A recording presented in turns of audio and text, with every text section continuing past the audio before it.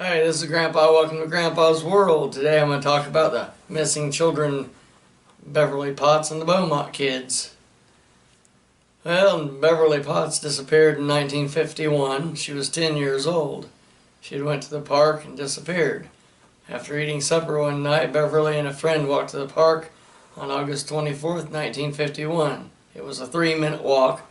The city had an entertainment troupe playing there. Beverly's friend had to be home by 9, but Beverly wanted to stay longer. By 10, her parents were worried. They went to the park and there was no one there.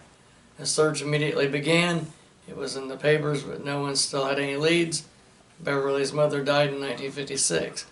Robert, her father, died in 1970. Anita, her sister, died in 2006. Anita had a child with whom she named Robert after her father. He's still looking for Beverly, hoping to find her. Now I'm going to tell you about the Beaumont kids. Well, children, whatever.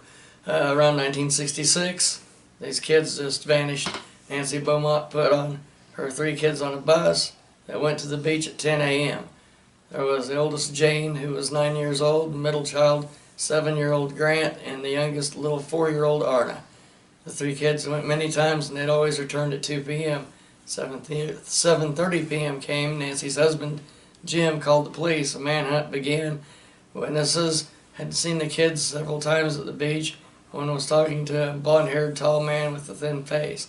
The 4 of them went to a shop, bought some pastries and meat pies.